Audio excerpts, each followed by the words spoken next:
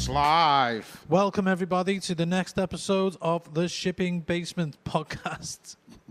The Basement Podcast with me, Anthony Johnston, and Mr. Mickey Fett live. How you doing, Mick? Not bad, lad. Just fucking sweat my tits off. Got a little fan there. That's just like a... Which hopefully you might be able to hear. Yeah. Beep. That fucking kid with the clown on the fucking chalkboard. Ah, we had on the fucking... Channel 4 or... Well, all of the channels when he went off at like 10 p.m. back in the day. I still remember that, yeah. I still remember that. Reminds me of being a kid, lad. I'm falling asleep with the little tiny portable telly on in the room, and then it was either a weird noise, like a high-pitched noise. Yeah. Like a signal, like a... And then it changed to like a music. Music, yeah. Oh, come on. But it always reminded me of fucking Playbus. Oh, I remember Playbus, yeah. Playbus, man. Fucking hell. Why? I hated Y-Bird. Was it Play Days? Play Days, yeah. Or the Playbus. Or the Playbus Playbus was one of one. the episodes on Play Days, because it always stopped at a different stop every day, didn't it? It was a different thing, from what I can remember. Taking me back there, man. Yeah, that's going way back. That's like fucking 80s, early 90s stuff, innit? But yeah, did you see fucking GTA dropped a trailer today? I shit me kecks when I was in the house before. Oh, the bastards, and it was for the fucking heist. Yeah. Rockstar, you little edgelords. GTA, do you know what they're doing, don't they? GTA Online, because I was literally looked at my phone, and you know where the Rockstar bit comes up, and I was like, nearly dropped my phone, and then I was like, that looks a bit jargon, and then I was like, oh, it's for the online, which I didn't know they were going to do more content.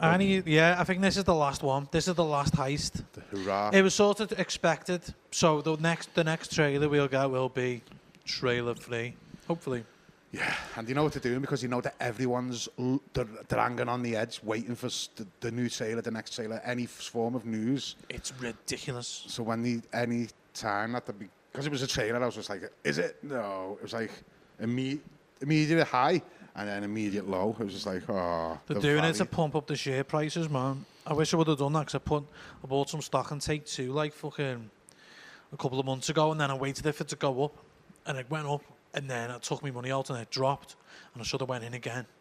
And because it's went up like fucking, it's went up like another 10% now since then. But fuck it, you know what I mean? It's always going to be fucking massive, especially it's only going to raise, isn't it? Yeah, it's only going to next year. It'll be insane. I mean, what an opening day sale's going to be? It's in the billions. It's already in the billions for pre-orders. Oh, pre-orders, yeah. Already, they've made fucking billions already, and it's fucking not even out. It's probably, I don't even think it's gone gold yet. Like, where they finished it to say it's done. Yeah. When they're basically just doing polish after that, aren't they? Yeah. When it gets called gold. To be fair, I think it would have been done, because it's been delayed like numerous times, hasn't it? Because it was originally meant to come out May 25. I think so, yeah. And then it got delayed. Sometime this year to as well. May this year, wasn't it? Oh, no, it was November 25. And then it got delayed to May 26th. Yeah, that's right. And then delayed again to November 19th.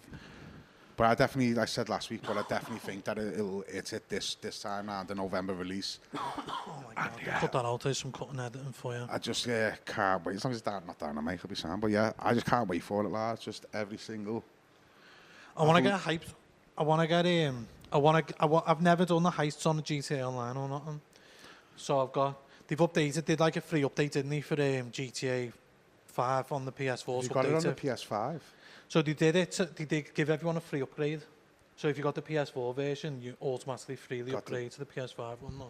That's decent, that, because I've put so much time into GTA Online. Originally on the PS4, well, starts on the PS3, then I went to the PS4, but I've done loads on the PS5 as well. I own everything, even the fucking mansions that they released not that long ago.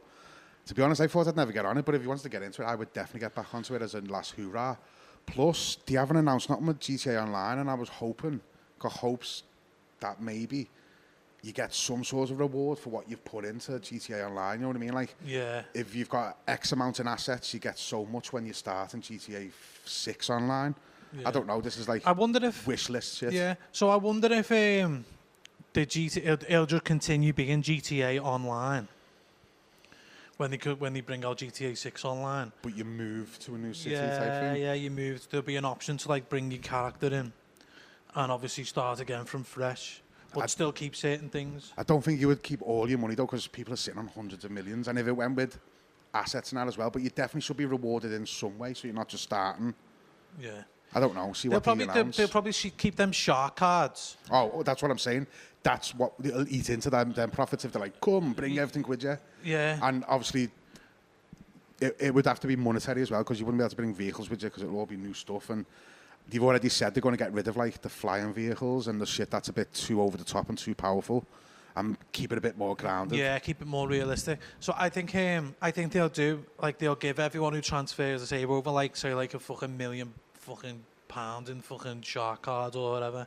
Yeah. And they'll just do something like that. Or just the GTA dollars, just a certain amount of GTA dollars, depending on how much you had and how much you've spent, or some shit like that. Because I've spent a lot, but it's all been earned. I've never bought a shark card in my life. Nah, I got one free when I bought the fucking bundle thing and that's all I've spent.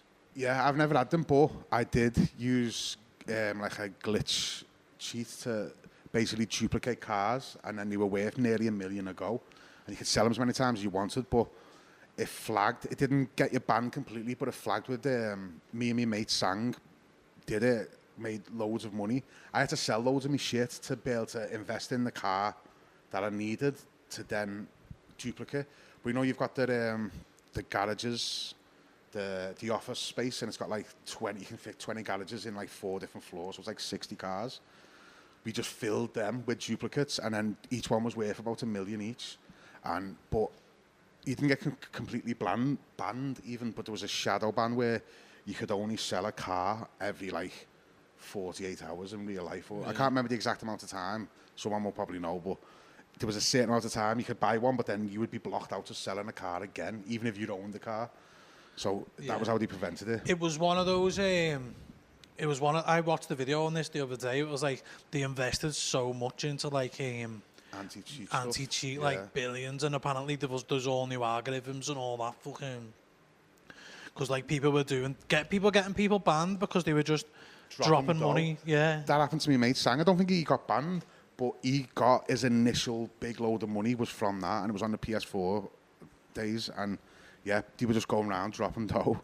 Is there a way, right, this is my idea, right, is there a way we could get like a crew together of like the comics who've all got GTA 5, start a little fucking online crew, and just have it as us against the computer?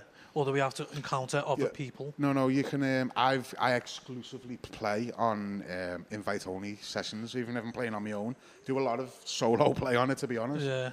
And sometimes play with my mate John as well, but we haven't played it for proper time. Sean occasionally used to jump in. But I play a lot of it on my own as well, but always private sessions. But when they updated to the PS5 version or the next gen, like definitive edition, whatever the fuck they called it, they had loads of stuff that was added, like quality of life stuff that people had been asking for like the 15 years that it existed up to that point. Like the ability to eat snacks and equip body armor from your weapon wheel, that was a big one. There was loads of shit like that added to it, and it's just fucking well better. I'm looking forward to it. Yeah. We should do that then, defo. Get a little fucking group chat going. Find out whose game and just start it from the beginning. Yeah. Because I've never done any of it. I've never done any of the heists. I think I've had like a little tiny go. I've already got all the stuff, so I could get us in on heists, because you need to own a building before you can do them. You need money to invest in all that. Yeah. I could do all that. I've literally got everything. When you start now, you get to choose a business and a building. That was one of the things that they brought in that same time when they did the quality of life. You can pick, and you do get money, and you can choose to buy a business and have a starting vehicle, or you can fuck the starting vehicle off and keep the money instead and all of that. So it's definitely more friendly for new players as well for that. Yeah, it'd be sick. All jumping on. Let's do a fucking couple of heists, boys. Yeah. I've already got make a gang. Which I started when it first started in the PS3 days. And there's people in it, but only like not many. It's called fucking No Quarter Rebels. No Quarter Rebels, baby. Led Zeppelin fan, and No Quarter's a fucking Zeppelin song, and it sounded cool. Well, at least I thought. Is it going to be like a biker gang? Well, you can do that. Cause there's loads of different businesses, and one of the businesses is a biker one that you can. But when you you're either registered as a CEO or a biker, and then that allows you to do certain missions. But when you're the biker, everyone can wear like matching outfits. They're all different, but you know what I mean? They're all wearing leather and that. Yeah, yeah. It is interesting, but to be honest, I mostly do everything as a CEO. But there's so much Shipwrecked content biker there. gang. Yeah, that'd be amazing. Bad But to the bone. that's the best to do. It'd be good to get a little team together in 5 and have a little mess about before 6 comes out. And then when he drops 6, that's when you go in from the start. Cause it's going to be a good... Well, it's going to be 18 months, isn't it? Because it's going to be a year till GTA Online comes out. Really, Jackson? It was pretty only 2 weeks last time, but... I'm pretty sure they said they're going to do... It's going to be a year. I'm pretty sure. I'm not... It's not factual. They've been silent on it, so I wouldn't be completely surprised if that was the case, if I'm being honest. Because they haven't said much at all on the online. They might bring it out when they do the PC release. That's it's going to be a interesting, year. yeah. It's Because gonna then it'd be for everyone straight in. Yeah. I'd actually... I don't know how I feel about that, because I'm super excited to get onto it, but I'm a person who loves the single player. Yeah. And I'll get lost in that for hundreds and hundreds of hours, so... I just can't wait for all the conspiracies and the... Yeah, because... That's my favourite part of it all. You know that they'll be putting red herrings in there as well to fucking trick everyone. They're still finding out. There's one in Red Dead Mount Redemption Chiliad, 2. There's one in Red Dead 2 they're still finding out now. Because it's been like this big, massive trail of things. And it all leads into like, so far where they found up to. There's a fella on YouTube called Strange Man. And he does all them mad videos about like the conspiracies in GTA and Red Dead 2. And it's like they've been following this trail for like years now. And it's all, at the minute, it's all like brought them back into like Shawshank Redemption references. Where they found like all buried money underneath like things that look like Shawshank parts of the Shawshank film. Yeah, there's so much stuff in there, because I've done so many playthroughs where I've got pretty much everything on the map. You know what I mean? Because he does, as you explore the map, he does like the little hand drawings on the map, doesn't he? And like scratches things out and all that. And I've fucking searched every inch of that map. I fucking love that game. It's fucking insane. They just love packing it with stuff and that. They just fucking... Yeah, and the polish, that's what I was saying last week. I've played every GTA from number 1 on the PS1, and I don't think, especially the more modern ones, they've ever been that glitchy. Because, I mean, the overwork, loads of crunching overwork and the staff, but it's fucking worth it. Not for them, maybe, but it's fucking... We reap the benefits of their slave labour. Yeah, man. There we are, outsourcing everyone to India and North Korea and everything fucking soon, anyway. Yeah. When they're based there, because that's what they'll do. They'll just fucking outsource everyone. Yeah, and it's fucking sad, especially when it's the proper developers, like the assets, the people who are making assets and the actual artists. Yeah, the artists, yeah. We mentioned that a week or two ago. It's fucking when sad, that happens, it'll start going downhill because there's no soul in it. It'll just be... Yeah. It'll always be like engineering and not artistry, you know what I mean? Well, what would be a nice silver lining is if there was independent studios that just started hiring all these boss people who are just getting fucked off by these big corporations, and they just make heavy games on small budgets and explode. But I say that, but that happens all the time, and then the big ones buy them. 5 Today's PS1 topic titles. of the day, top 5 PS1 titles. Yeah. These are in no particular order because I couldn't really rank Mine them. are, but yeah, go with yours in no particular order. I'm going to start off with one of the classics, probably on yours as well, Resident Evil. The very first Resident Evil. Could put any of them in there, really. Resident Evil 1, 2 or 3. The first one is the best one, and I say that quite rarely, because normally I will take advancements in games over... I like the nostalgia of old games, but when I try to go back and play them, I'm like, oh, this is actually shit. But that, story-wise, is one of the best ever. Yeah, Resident Evil. What's your number 5? My 5 is Worms. Ah, Worms, no way. And the only reason why is because, mostly for nostalgia, because we used to play it in my nan's on split screen with the teams, because you could play up to 4 players, couldn't you, with your teams? The fact you could name your teams, I had the X-Worms with like Wolverworm and fucking Beastworm and that. There's basically the X-Men, but 4 worms. I mean, our Craig used to play it for hours on end. I've got it in my little head. ninja rope. I've got it in my head, the little sick. noises they make. Oh no! Well, sometimes you could like just kill yourself, couldn't you? If you were like stuck on an island and you'd go down like lemmings and you just go, oh no! And just pop into little giblets. Fucking incredible. And Worms, man. it was just a great little strategy game because we used to do it where you dig down and then use dynamite to build a hole and then put a girder in the hole so they couldn't get down to you and have like 2 hidden underground and then using Homer missiles and shit. It was just a boss game. Blast from the playing past. with your cousins. Well, I didn't have no brothers or sisters, so I was playing with my cousins all the time. In my nan's where you could get away with murder, she'd just be sitting there smoking bifters and laughing her head off every time someone got killed. It's fucking great. My number 4, insert number 4 here.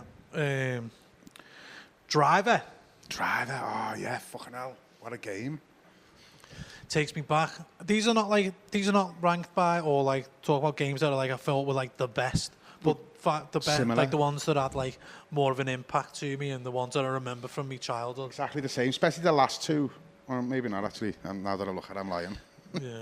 But definitely Worms, that's more like you're saying, for nostalgia purposes more than it's the best game ever made on the PS1. Yeah. Do you know what I mean? Because that's probably not the case. But Driver, man, I remember playing Driver. I remember Sick just game. fucking taking about 3, fucking, I can't remember how long it took.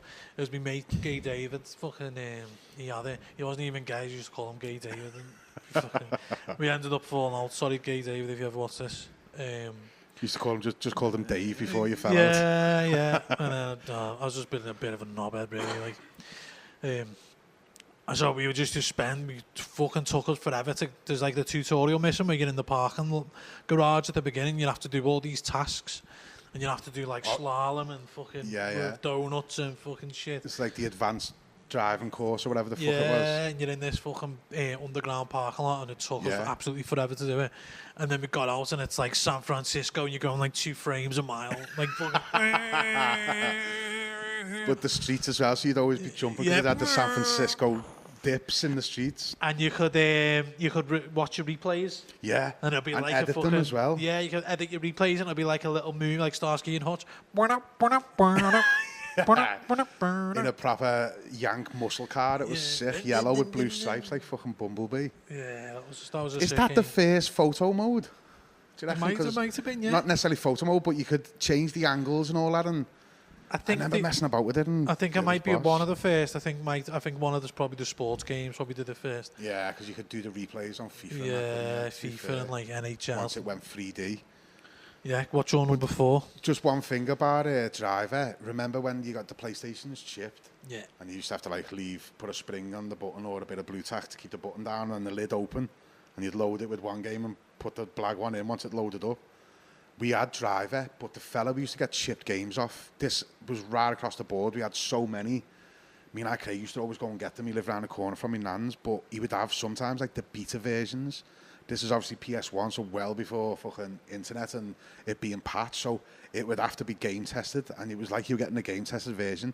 The first ever time I played Driver, it was basically a beta, and once you got out into the main city, it was just fucked. But that intro bit, I played to death because it was one of the only bits in the game that worked. So yeah, the little fun fact about that, there was loads of games that were only half finished. It was hilarious.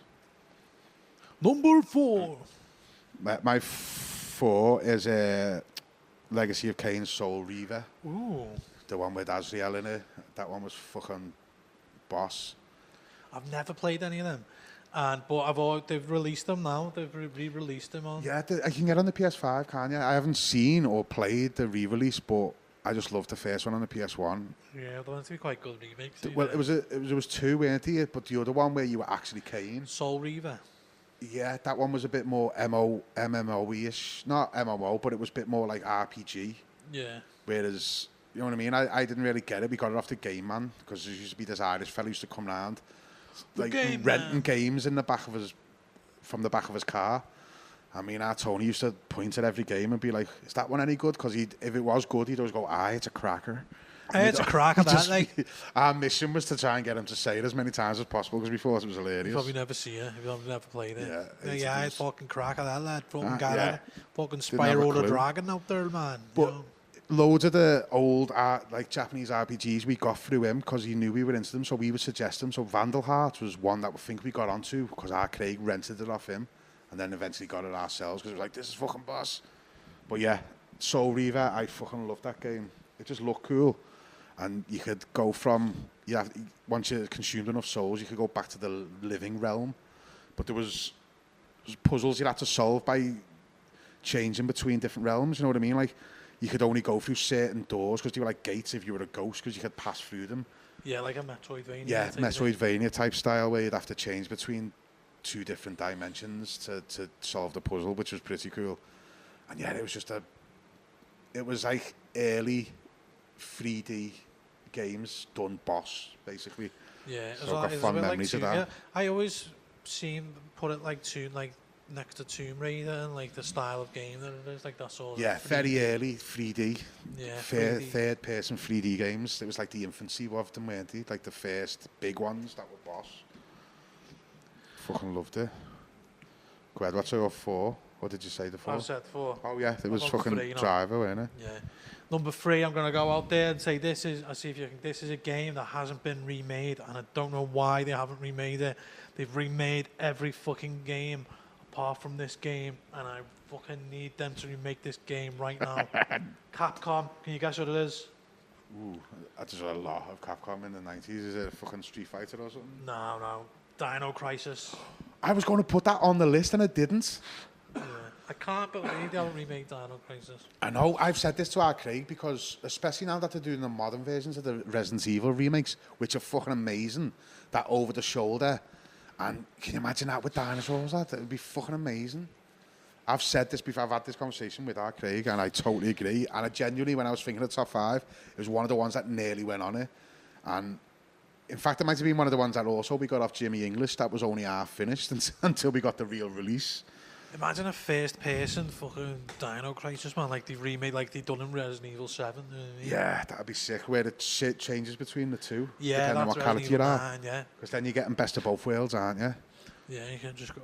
You've got sections where it's first person, and then you've got ones where it's in third person. That would be fucking cool. Getting hunted by velociraptors and fucking.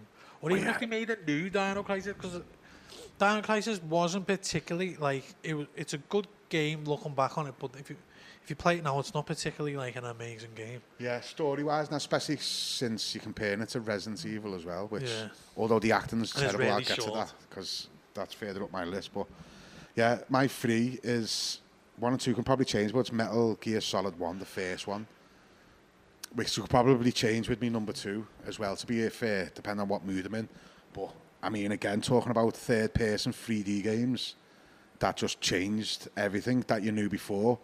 Because bear in mind, this jump was the biggest PS1. Because before that, you're playing like Wonder Boy and Sonic. Yeah. And then you went to playing third-person 3D games.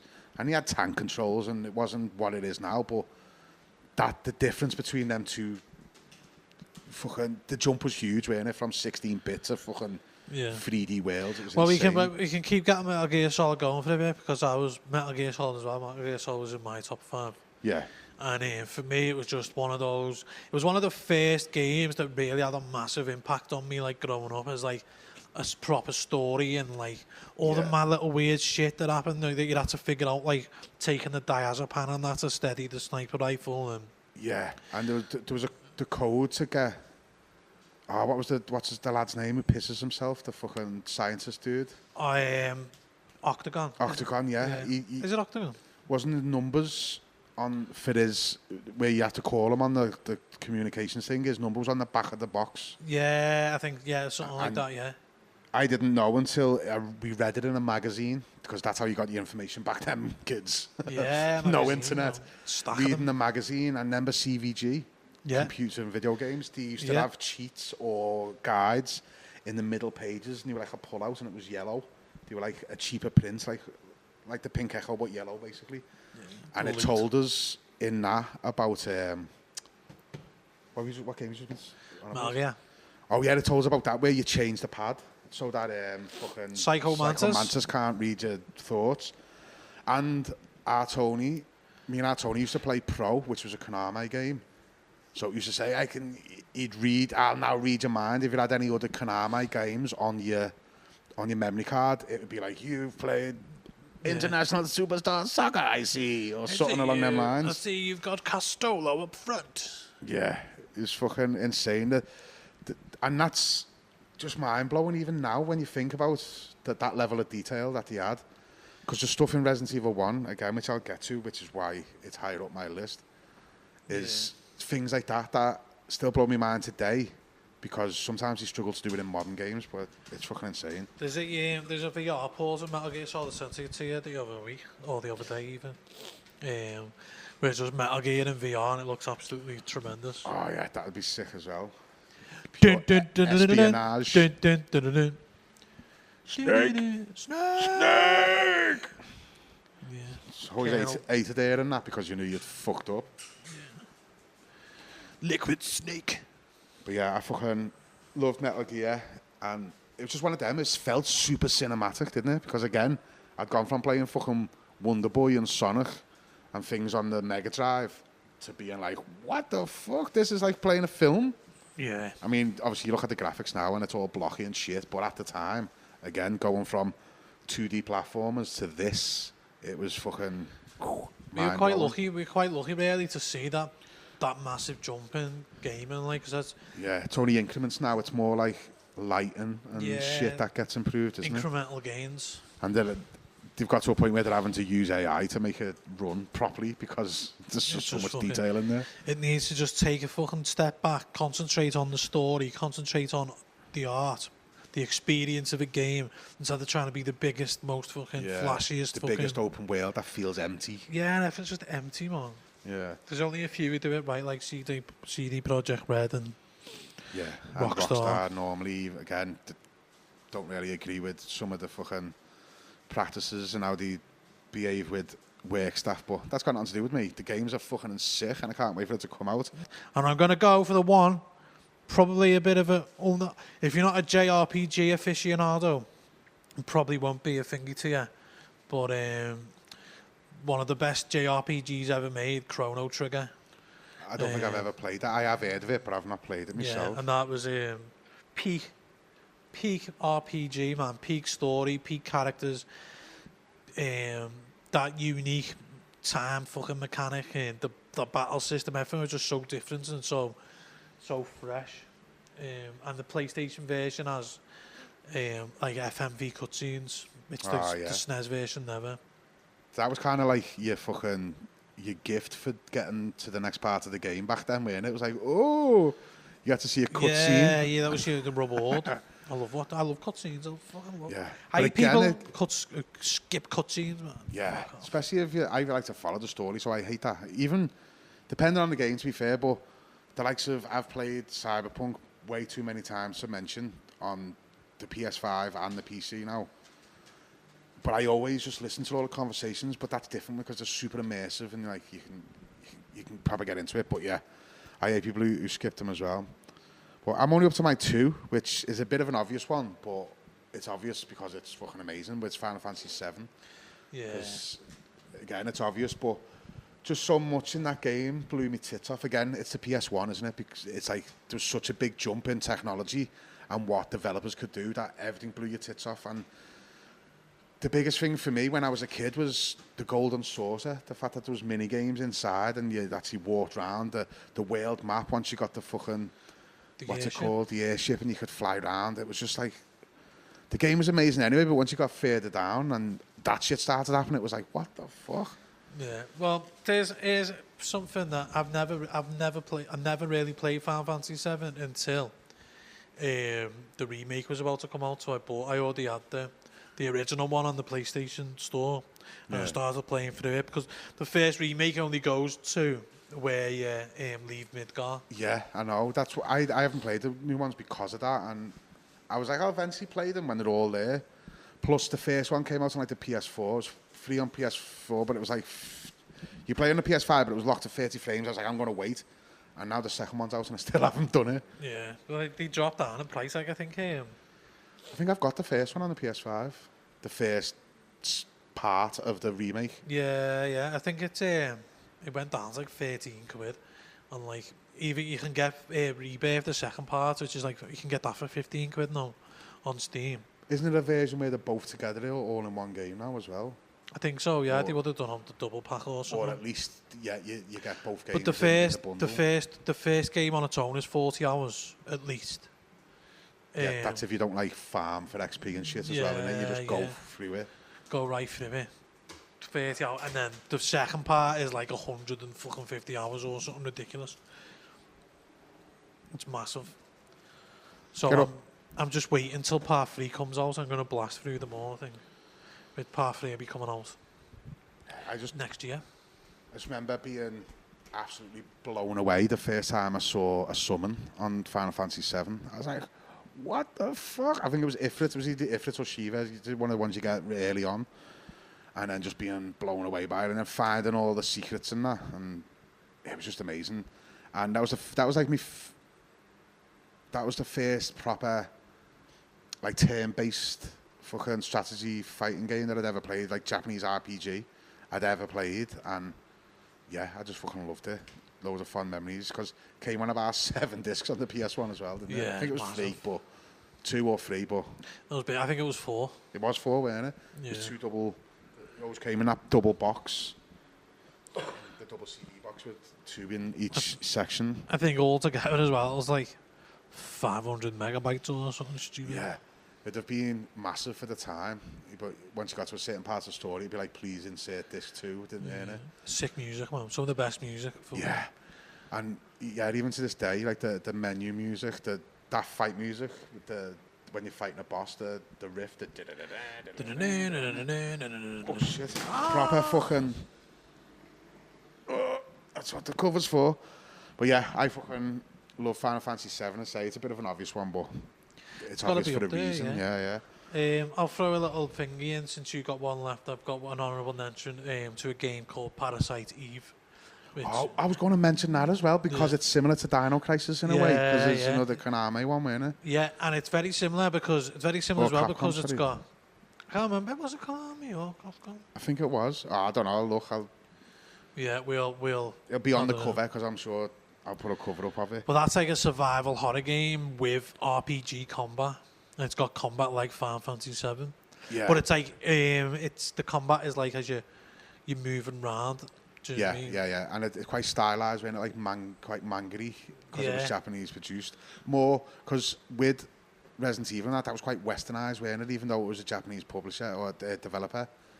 And whereas that kind of leaned into more of the hi and all the fucking people. Yeah, but it was like survival horror, but it was quite gruesome as well. Yeah, it had crazy cutscenes going back to the cutscenes being like a reward for getting to the next part of the game. Wasn't it at the beginning where like a dog melts or some shit? Or it's at the beginning. It's like in like an opera. Yeah, you go into a theatre, aren't you? Yeah, and if the fucking woman starts going, she turned into something crazy. That's all I remember. These fucking things. Because that must have been like fucking mid-90s or something that I played that. Yeah, and now I've got all them games 90s. On a little fucking thing the side, like a little Game Boy the size. Yeah, of fucking... a little Game Boy that some Chinese infants put together. That's got about 52,000 games on it. Fucking best thing that's ever happened, man. Yeah. I still need to get one of them because our Sean, my cousin, I'd got one off our Stacey's sister for Christmas, and it had loads of games on it, but some good ones. And I was like, did he actually play, or did he glitch? He was like, nah, what he played of it was good. Yeah. But he even had like N64 games on there and that. And you can get them. Like, I did it myself because... get a fucking Raspberry Pi or something and load them on. Because the SD cards you get are not very reliable in them. Yeah, I can imagine that they're just cheap shite. You just get a blank memory card, go onto fucking the internet, download the OS. There's loads of different OSs you can use for them type of things, and then you need to flash it onto your fucking... You need to flash it. You can do it onto a Raspberry Pi, can't you? Which is basically just like a little motherboard with inputs on it. You can basically run all kinds of different stuff off that. But yeah, my number one was Resident Evil, which we did touch on before because it was in your one. But the amount of times that I completed that game with my cousins, one of us would be controlling it, my cousin and my other cousin, but it's my ma's cousin, but that fucking doesn't really matter. My 2 cousins are Craig and Kevin, and we'd constantly, every weekend for like about 2 or 3 years in like the mid to late 90s, before we moved to Speak, every weekend we'd complete it. But with that, like I was saying about Metal Gear Solid, with all of the little details that they did. You kick that far away from me a little bit. Yeah, the little fucking things that they did. I'll turn it off. Yes, it is dusty as Mo Molan. It's fucking dusty than I'm with a pussy, man. It's all blowing my face. But yeah, if you went certain ways in the game at certain points, you would get like different conversations that wouldn't happen unless you did it a very specific way.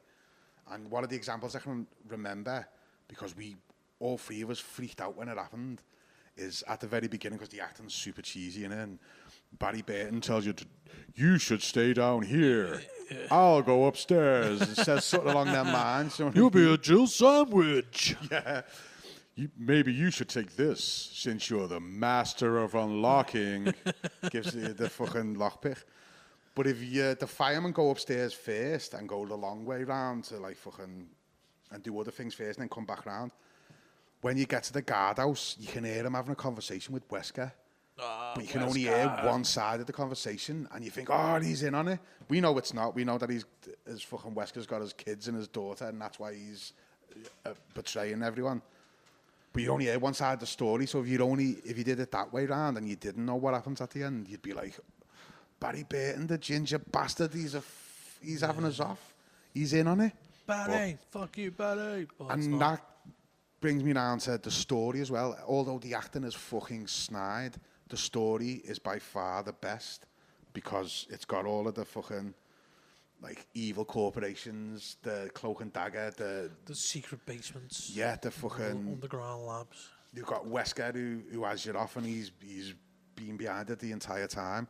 And then, like I say, them little touches. Spoiler warning. You've had fucking 30 years, you cunts. But yeah, all the little details that if you do certain things in a certain way, it will change conversations. Just blows my mind to this day. Because there's games that obviously you have choices and there's different outcomes and what have you.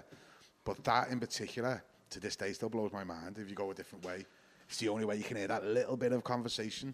That's what I love. It's about fucking games, insane. man. That's what I love about games. Man. Yeah. That's what separates games from like movies and books. It's like the choices that you get to make and see. You're seeing a story from a 3D angle instead of like a 2D linear perspective. That's why I love like visual novels and like fucking all those other weird type of games where it's more about telling the story than actual like the more the linear coordination. stuff.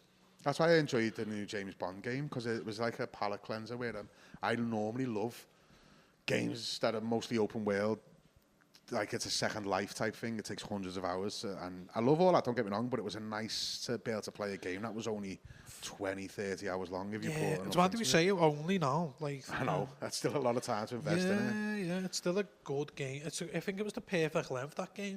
And it was really nice and cinematic. It looked great, and I genuinely really enjoyed it. It was an experience, wasn't it? It was like an experience, and you finished it. It's like an interactive movie. And that's what you want. That's what I liked. You know what I mean? There's a lot like a Second Life, as I say. There's a lot like Uncharted. Yeah. Like Uncharted. Yeah, because it's linear, it's level based, but it's loads of really good action and set pieces, and yeah, that's why I'm looking forward to Wolverine, because that's going to be similar in that vein. It's not going to be. It'll have little sandbox areas, but for the most part, it's levels and the gore looks sick. Come on, then. But yeah, just to go back over them, is 5 is Worms, Legacy of Kain, Soul Reaver, because there was 2 of them, Final Fantasy 7, Metal Gear Solid 1, Final Fantasy 7, then Resident Evil 1. If I had to put them in order, but again, that would change depending on what mood I was Next in. week we're going to do top 5 N64 games, because I never played the PlayStation. Yeah, N64. I never had an N64, but I did play a lot because Craig had one, and yeah, I could definitely do that. Because there's games that I loved. We obviously won't mention it now. We'll keep that for next week. One honourable mention that I had as well, which almost went on the list, but it got bumped for fucking Soul Reaver, was wow. Soul Reaver. She just nearly fucking ejected the soul out of her throat. What the fuck was that, Buzz? But yeah, honourable mention was FIFA 98 Roll to World Cup, and that's because me and Tony played it to death. It had the best soundtrack. I can remember the sound. The music, yeah, it was song number 2 by Blair. Yeah. So that opening track, and weirdly, it was only they actually brought a World Cup version out. It was Road to World Cup. That was the title, FIFA 98 Road to World Cup. And they actually brought a World Cup version out, but that was the ultimate one. Fucking Robin Bastard. It was fucking boss. And I'm pretty sure my nan had it on the Saturn, because don't think I've gone into it yet, but my nan was a massive gamer up into the PS1, and then controls kind of outgrew it. But for years when we were kids, she always had the latest console. Sick, that. And she had FIFA 98 on the Saturn, and I always used to go Newcastle and fucking... I can't remember, it might have even been... I used to go to Newcastle, but I'd buy Ian Wright, because I've always loved Wrighty. Ian Wright was on at the time, but he was a white fella. And this was Ian wrong. And he had hair, and he was a white fella. And I was like, what the fuck? I'd have him up front with fucking Aspria at Newcastle, and he were fucking heavy. But he was just a white kid. It was only on the Saturn version. I'll look that up and see if I can find any more information about it. But genuinely, it was fucking... Yeah, it was insane. But Righty, fucking love him, but he was just a white fella, and specifically Ian White, the Saturn version. Yeah, Ian White. And Righty, from the Isle of Wight. What a legend, but it was fucking funny. I remember as well, there's talking about CVG and the yellow pull-out pages. I remember they got us with fucking... It was that game, but you're saying if you scored from if you hit the crossbar from the halfway line, you're unlocked the secret team. I mean, Tony tried it for ages. There was an indoor mode as well on that game, and we tried playing it to hit the crossbar, and we finally did it a couple of times indoor. Then we're like, we can't do it. It must have to be on a proper pitch. I think we thought we'd done it, and then it never happened. Anyway, there was also another one in it where remember on. I can't remember which one it was. I think it was Tomb Raider 2. But whatever one where you could walk around the house. Get Laura's tits out. Yeah, and you could lock the fella in the freezer, the butler. He just follow you around like a creep. There was one where if you did like the tumble roll on the bed a certain amount of times and then go into the freezer and close it and then come back out. All this mad shit. Then you go into the shower. When she comes out the shower, she's got blonde hair and her tits are out. So, as 12-year-olds, we're like, yes, lad, let's try and get this. Why blonde hair? Like, why? Like, exactly, yeah. Why change the colour of her hair? But in fact, I might be getting that mixed up with, remember the thing you could plug in the back, and it did like basically mods for consoles, and you plugged it into like a little card in the back, and you could do basically like mods and stuff, and I think that's what changed it here to, but whatever. They were basically big mad squares, weren't they, as well, polygons. Back in the day? Yeah, polygons. Big octagon tits in there. Yeah, and anyway, the next issue, the next month, revealed that was the April issue, and it was an April Fool's joke on both of the cheats that we'd been trying for the entire month. CVG, fuck you. I actually watched there's a podcast I watched with a fella who he was like the editor for CVG. It's quite a good one. Yeah. That'd be cool, that. Because I used to genuinely love that, and there was Games Master as well, which that's an entire episode on its own. Games Master, we need to fucking speak about that. It's amazing. There's a guy on YouTube called Rose Tinted Glasses or Spectacles. It might be Rose Tinted Spectacles, and he goes over all of the old shit from the 90s, like TV shows, even like remember fucking Through the Dragon's Eye and Geordie Racer. I remember Geordie Racer, yeah. Geordie Racer. He goes over all of that nostalgic shit that you could only see them in school because it was part of like learning to read and all that, weren't it? The magic pencil, remember that? Yeah, where you follow it with the letters. I before re, except after C. Well, that came on in between all of that shit, didn't it? Like Geordie Racer now. But whatever, he did... he's got like 3 series or however many series Games Master went on for, but he goes through it and it's boss because he does all these mad edits and turns them into music. Like someone will say something mad and he'll just keep editing and turn it into music. It sounds crazy, but you'd have to watch it, especially if you watched fucking Games Master as a kid. It's amazing. Me and our Craig again used to watch it and then talk about. I remember that. We used to sit there with me nan again. She used to have all the consoles. This is in like the Master System Mega Drive days. Early to mid 90s, waiting for it to come on and hope that Sir Patrick Stewart gave us a fucking cheat for a game that we actually had, and 9 times out of 10 it'd be wouldn't, and it wouldn't even be a cheat. It'd be telling you how to do a certain bit in a level. Big head. Yeah, with his fucking monocle and all that, pure 90s bits. But yeah, the fucking honourable mention was FIFA 98, which is a nice segue into. Did you watch any of the World Cup, the quarterfinals? I actually watched the England game up to the first half today. I watched the first half, got bored, and then watched. Then I fell asleep. And that's all I've watched. I'm looking for. France and Spain tonight, lad. Yeah, no, well, that's going to say the semis tonight, and then England. There's a semi tonight. At the time of recording, Spain are playing tonight in the first semi, and then England and Argentina tomorrow. And I'm not going to watch either of them, to be honest, because I'll be working tonight for the Shipwreck Comedy open mic, and then tomorrow I'll probably be editing and not watching England. Although I probably might put it on actually just to see what happens and hope Argentina win. Come on, Argentina! And I said last week, I hope they win the whole fucking thing now. Maybe Spain. I'd like Spain to win it as well, but that'd be a good final. Although, if I'm being honest, France's team is so sick that they're very likely to win it as well. France is just like PSG, aren't they? Yeah. Mbappe's been really good as well. So they're just like PSG with Mbappe. Keep having to mention it because it's topical, but I genuinely don't want that arsed. I want the fucking real footy back, like we always say. Iriola had his first conference yesterday. Press conference. I haven't watched it all yet, but I'm liking the noises he's making. Yeah, he seems like a cool guy. And he's saying all the right things. And I think Iriola, if you ever want to watch some comedy, mate, come down to the Shipping Forecast on a Tuesday. Yeah. Probably about 7:30. Give us 5 minutes on stage. Tell us your best fucking jokes. You sexy Basque man. But that's what I was going to say about the Basque thing. I think he'll get Scousers because of the way the Basque are. Yeah, man. My one of my good mates is Basque. He's actually his son's godmother, Susanna. Oh, nice. She's from the Basque country. She just bought a house with a fella yesterday. Hola! Yeah. Well, teach their own language as well. Yeah. There's loads of... Do you know... I've got loads of... I love fucking Basque history and that. Fucking, that's what it's like. They're like in and of themselves and look after each other, look out for each other. One of the first Scouseness. Yeah, they're one of the very first cultures. Like that's where a lot of civilization actually stemmed from. I think maybe. I remember watching. I don't know enough about them to say, to be honest, but I've always. They also discovered killer whales. I've always loved the vibe, you know what I mean, and it's the same with Catalonians as well in Barcelona and stuff like that. It's fucking. I like that.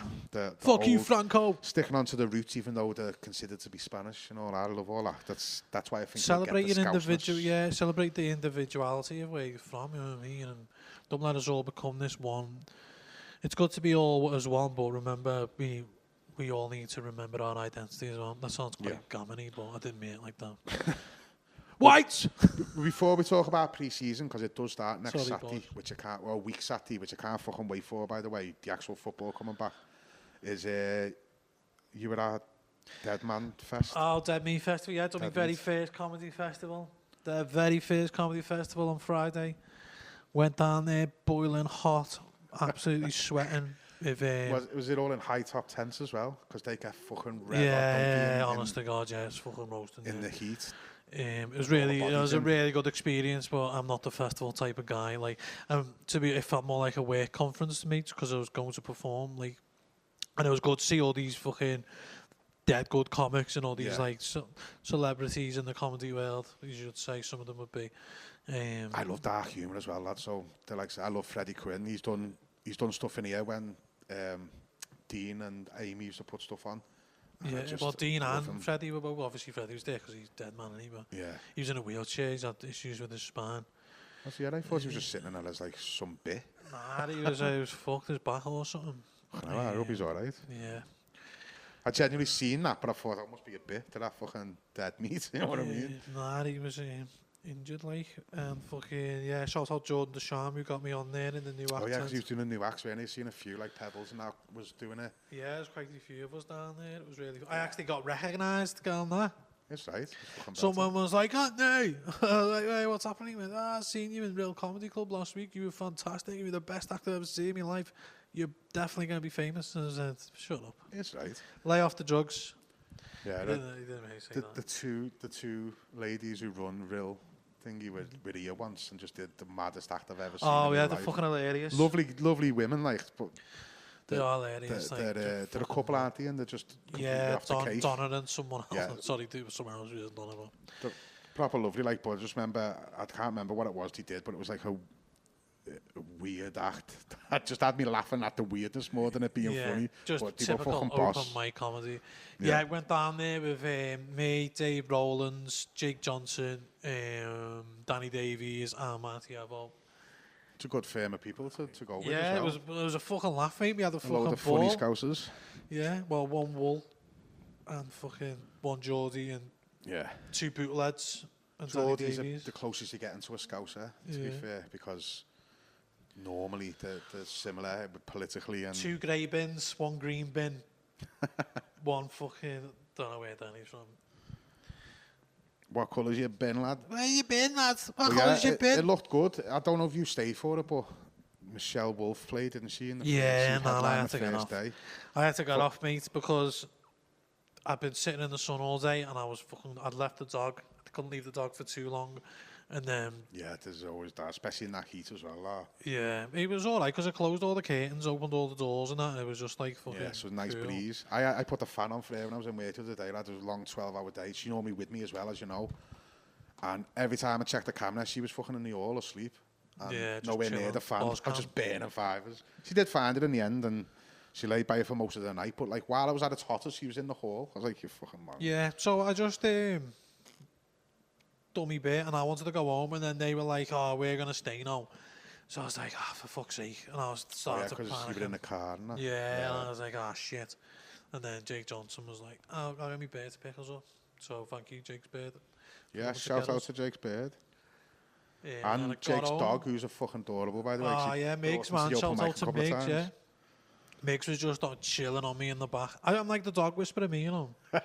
I like dogs just coming and like cats as well. Cats I'm like that. I think dogs know when you're a dog person. Yeah, cats are the same, you know. Cats just come up to me in the street and lie on the belly and let me rub them and that. Do you know what I mean? Yeah. No, they consent. I am the man who gets consent from cats. She's the fucking pussy whisperer. Yeah. I was gutted I didn't get to see Michelle Wolf.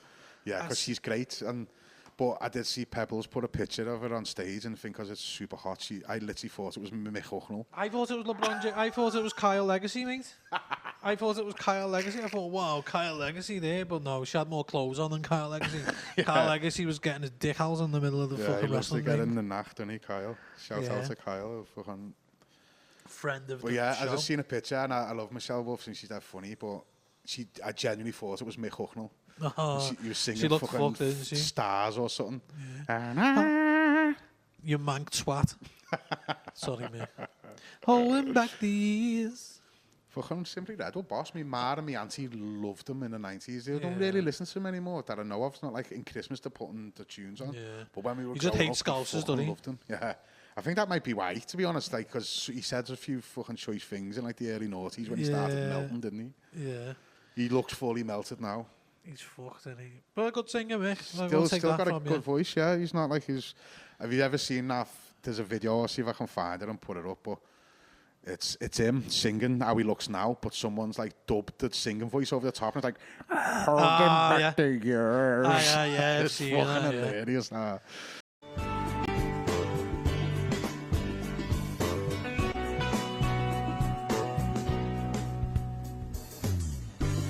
Anyone knew ever held you would tell you the way I'm feeling.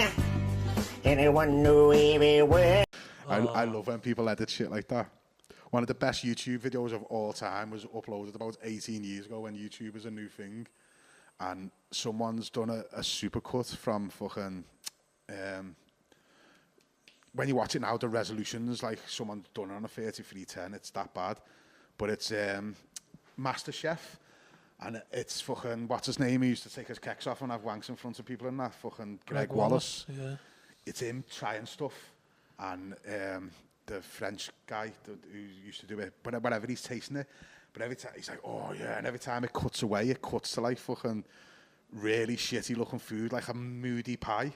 But you'll put like a double dollop of fucking red sauce next to it and then do that little shift with the spoon to make it, you know what I mean? And then there's a bit where Greg Wallace eats and he goes, oh, it's like the butter brings out all the I can't remember what he says. He's like, oh, the apple brings out all the batteryness, and it just cuts to the fucking apple covered in butter. It's lad, it's fucking amazing. They're the best type of videos. It's just so. Put a picture up there. Is what we want to see. We want to see the apple covered in butter. Perfect fucking edit, and when it's been edited really well, and it's comical genius. Yeah, man. I'm glad I didn't get to see Tom Stade as well. Tom Stade's my all-time favourite. Yeah, he's so funny, isn't he? And he was about on the TV when we were younger, weren't he? He was doing like TV stuff. I remember. He's one of the only people I go and pay to see. Like, yeah, he's I'm just a bit of a snob.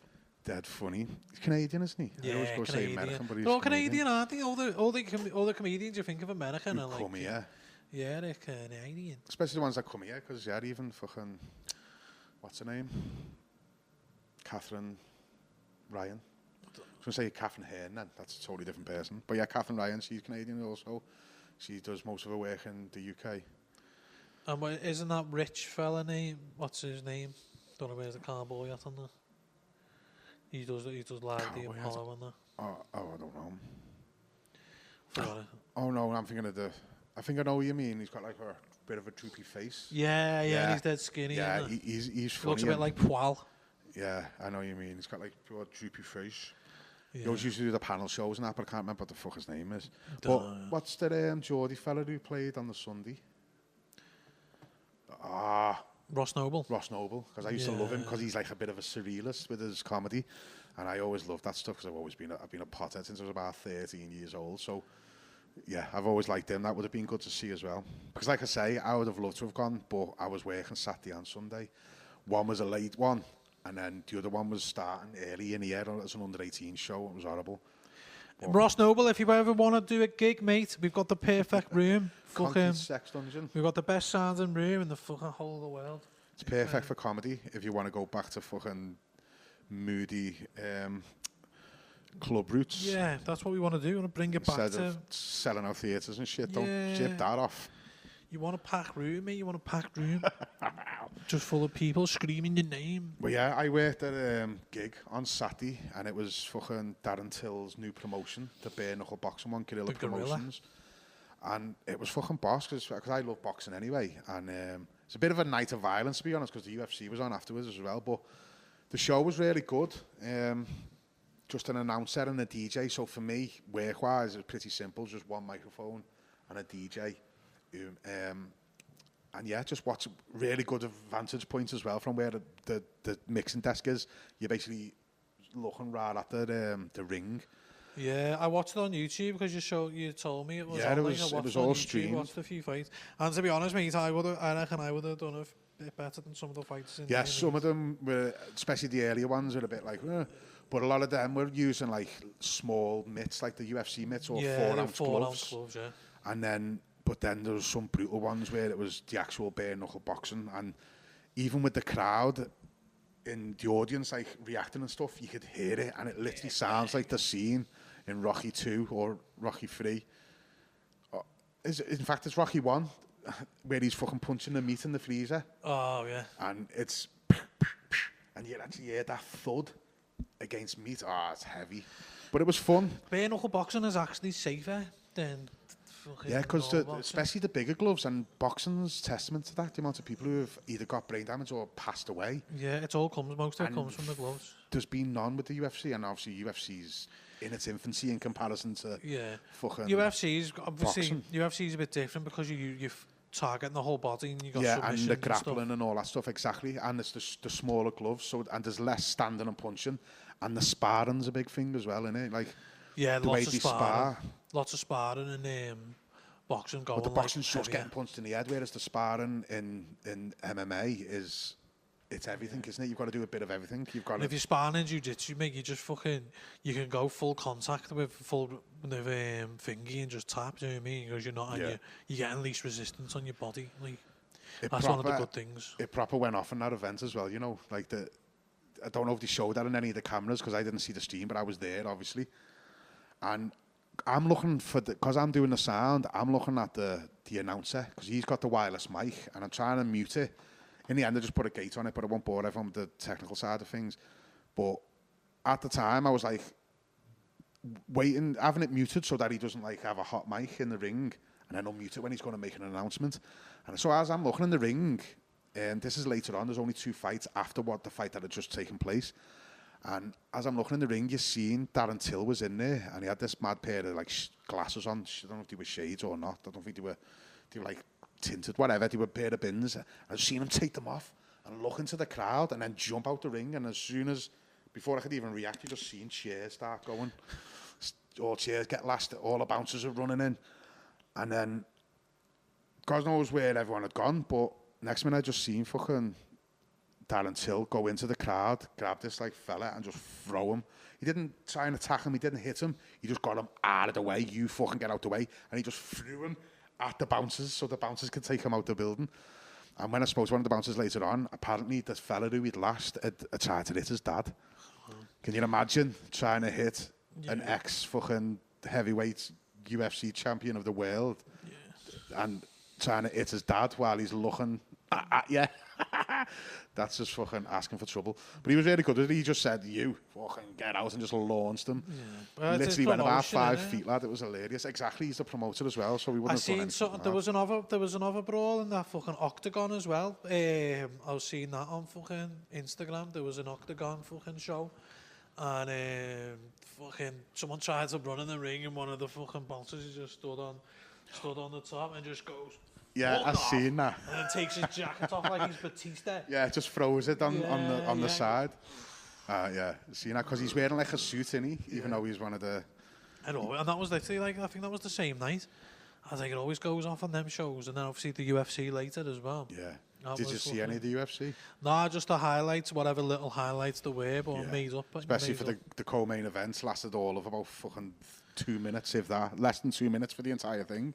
That's 2 fights. Who was the other kid co-main? Paddy. Oh, was he co-main? Yeah. Yeah. Fuck me, lad. This seat fucking hurts when you sit down for long enough. But yeah, I got home from that job I was doing, watched some bare knuckle boxing and then watched the UFC. Got home, and when I got in, it was Bobby Green, or King Green. It was his fight. Looked like he was about to get. I was like, he's finished him, even though he was on like a 3-fight running streak before that. And then he just came back at the end of the round and fucking pummeled him, which is what makes UFC great, in my opinion. Is it's never truly over, is it? Anything could happen. But he was all cut up and everything, lad. He looked like he was going to get done in. And then, the other 2 fights, I went and got a shower and all that, and made a couple of joints and got ready for Paddy's fight. And I had only just lit it when he started tying him up, and 52 seconds and he was out of there. But the best thing about it, excuse me, for the entirety of fight week, Paddy was saying he likes to go in. Yeah, he's going to shoot in on him. Yeah, he'll do a high kick or try and come in and punch me, and then he always goes for the takedown. He went, and I'll be waiting for him and I'll tie him up. That's literally what he did in the first less than a minute. And to be honest, it was 52 seconds until the bell went, but he was probably out for about 5 seconds until the ref, because Paddy literally says to the referee, he's out, and then the ref finds his arm, because he can't see his head, finds his arm, and when it drops down, he was like... He was wrapped up. He called it today the pad thai. The pad thai, yeah. And everyone was saying, no, you should call it the padlock. The padlock, I've seen that, I read the comments immediately myself. But yeah, it was just unbelievable, that. And that's going to be such a good win as well, like, because if you think about it in your fight career, 52 seconds, like, that's going to take... And he's no bum either as well, Saint. Nah, he's fucking sick. But in the long term, that's going to add more stamina onto your fighting career, because you just fucking 100%. He could 52 fucking fight seconds tomorrow, because he'd been doing that fight camp and he got him out of there in fucking less than a minute. Yeah, I want to start saying again properly now. Unbelievable, and especially coming off the Gagey fight, because I think even the haters got a bit more respect for him, because he went the full 5 rounds, got eye poked twice, by the way, which I think changed a lot of it, and he never quit. He won on decision. Gagey won on decision. And then Gagey went and beat up Ilya. Yeah, which Ilya is, I hope that's the next fight for Paddy. He fights Ilya Topuria and then gets the rematch with Gagey, which could potentially be a title fight. Yeah, that'll be... But there's talk of him going up with weight as well, but I think he should try and get a title fight first. Oi, Boz, clowning us with that. I don't think he'll actually be able to hear it, but yeah. Before the UFC, the fucking... What's it called? McGregor was a joke. He said earlier in the... Karma's a mirror. calm as a mirror earlier in the week in the build-up. Oh, he's fucking Jesus Yes. now, and he just fucking loves the fucking coke. Yeah, He's like all but these he's only fucking done that because he's a fucking... He's literally... convicted rapist. Well, not convicted because he settled it out of court. But Convicted by I Mick. wanted Max Holloway to punch his head in, but there's a lot of talk that he was injured before he went in. He definitely did it when he did that fucking mad super kick. The way he lands on it. I'm just going to put this out there. I think he's a clone. I don't think that. Like, I was watching an interview He with looked him. moody, didn't he, when he was going into the ring? But even before that, I watched interviews with him, and I was like, "That's not Conor McGregor." Like, it just looked like someone was doing an impression of like they got like a lookalike from like some fucking Colin lookalike Gregor. agency. Yeah, yeah, Conor McGregor. Boz, you best fuck off. I haven't threw me at you to prevent you from me doing the squeaky times. But yeah, I just thought it was mad that he fucking did that with his knee. And yeah, so finish it dead quickly with the kickoff on finally a week this Saturday. We're at the time of recording, it's Tuesday. So a week this Saturday coming, we finally get some pre-season. Liverpool are playing Sunderland. Yeah. It's 11 o'clock kickoff for us, but they're playing in Nashville because obviously still being in America. Home of the Nashville club. And I think I touched on this last week, but I think there's quite a few of our players have probably had their holiday by the time pre-season starts because of when they went out. Maybe the likes of Van Dijk might get an extra week or two. He said though, didn't he? Said in that press conference that he and the players in the World Cup are going to have 3 weeks off. Oh yeah, okay. I mean, that's what I was hoping is. I think we'll see. You get a bit of time to fucking recuperate from the World Cup, but get involved early as well, so that. Because I want to see an half-decent team, because there's a lot of lads who didn't go. We were going to be fit and chomping at the bit. Yeah. So. We got Harvey Elliott back. Yeah, and I hope he gets a fair crack at the whip, because I love the kid. Stefan Bakatic. Batatic, yeah, Batatic. I'm hoping he looked great, didn't he? And then he had a terrible injury and just hasn't been able to come back. Always injured, Same with Jaden Dans. Hopefully, if he can stay injury-free, he might get a fair crack at the whip, especially since I don't even know where he's up to with that injury he had, but if he's fit, it'd be nice as he'd get to like a... We will be seeing, yeah. He's on the background, especially without Ekatike until fucking Christmas or something at the earliest. We're going to see a lot more youth players. He says in that press conference, he's like, we can't play how many games a season, 40, 50 games a season with 14 players. It's impossible. Yeah. So we're going to see players coming through. Do you know what I mean? We want to sign players, but we're also going to see people breaking into the first team and that. And we've got the players there. We just need amazing academy players, and yeah, ones that are going to get. And I'm open because he does seems to get the best out of players as well, and he's willing to give them a crack. That the likes of Harvey Elliott might get a second chance, because we need the likes of him for homegrown by the club for the Champions League and all of that. But yeah, I just hope we get a good run out next week, and yeah, I just can't wait for pre-season, because although we've spoke about it the past few weeks, I fucking hate the World Cup, I hate international football, and I can't wait for the real shit to be back. Fucking up the Reds. Yeah, man. Up the Reds, let's end it there. Up the fucking Bill and Ted's. Up the Reds. Fucking stay free, people, and just subscribe as well, because it's free. It makes such a massive difference. If you watched it up to now, yeah, just subscribe. We've only got 14. Listen, leave a like, comment, subscribe, all that stuff all that of the other lovely people tell you stuff. to do. Yeah, or what the kids say. Plus, we've got, at the time recording, we've got 14 followers, so fucking Mr. Beast must be shitting his kecks. Yeah, so man, just keep the pressure on Mr. Beast. We're the real beasts. Actually, no, we're not like that. No. You'll definitely end it there. Yeah. Stay free, people. Peace. West Side.